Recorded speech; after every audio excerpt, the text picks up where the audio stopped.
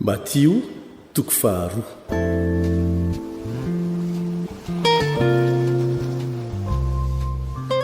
Ny namangian'ny magy sasany any Jesosy.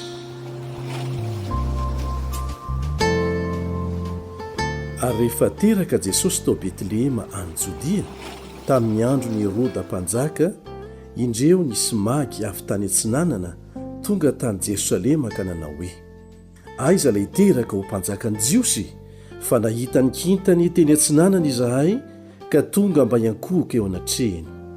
Ary noho nandre izany Heroda mpanjaka dia nangororo izy mba amin'ny Jerosalema rehetra, dia namoro ny loham-pisorona rehetra sy ny mpanorandalàna tamin'ny vahoaka izy ka nanontany azy hoe: aiza moa no ahaterahan'i Kristy?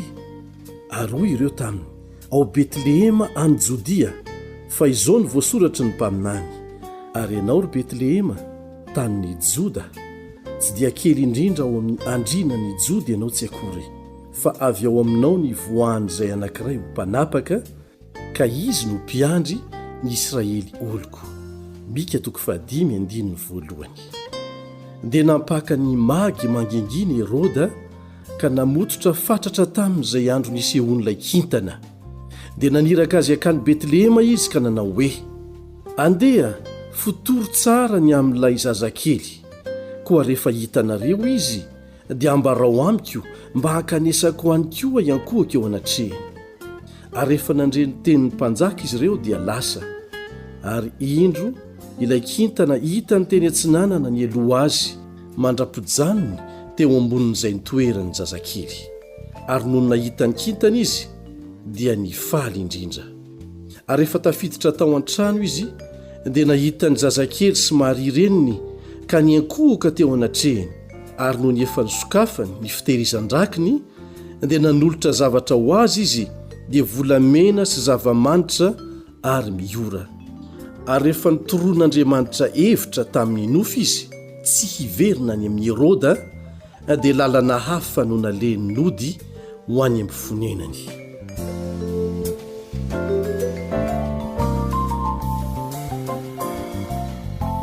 Ny nitondrany Josefa any Jesosy sy Maria nandositra nakany Egipta.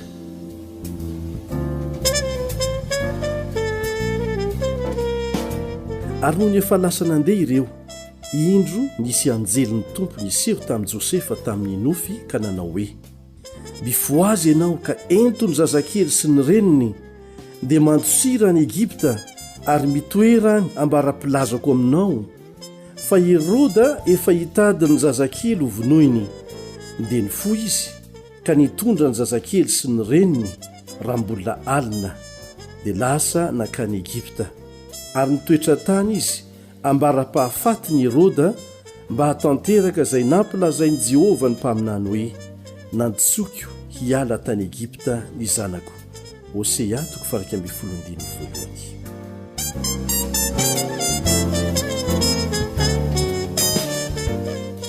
Ny nampamonoany Heroda ny zazakely tao Betlehema.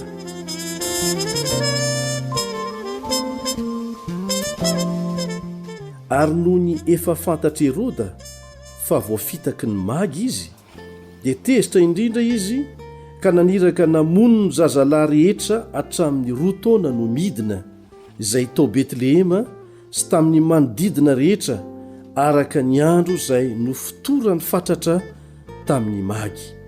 Dia tanteraka izay nampilazaina ny Jeremia mpaminany hoe: nisy feo reta ao Rama, dia fidradradradrana sy fitomaniana fatratra, Rahely nitomaniny zanany, ary tsy azo nampiononona izy satria lany ritra ireny. Jeremia 13:15.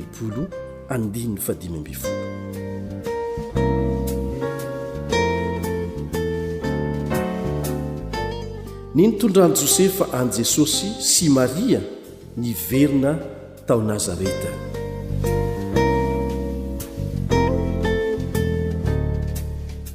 Ary rehefa maty Heroda, indro nisy anjely tompo niseho tamin'i Josefa tany Egipta tamin'ny nofy ka nanao hoe: mifoha azy ianao ka ento ny zazakely sy ny reniny, dia mankanesa any amin'ny tanin'ny Israely, fa efa maty izay nitady ny ain'ny zazakely.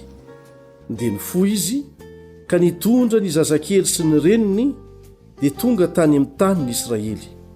Fa rehefa reny fa Arkelaosy no nanjaka tany Jodia nandimby any Heroda rainy dia natahotra ankany izy, ary rehefa nitoroan'Andriamanitra hevitra tamin'ny nofo izy dia lasa nankany amin'ny tany Galilia. Ary no tonga tany izy dia nonona tao amin'ny tanàna atao hoe Nazareta mba hatanteraka izay nampilazaina ny mpaminany hoe hatao hoe Nazarena izy.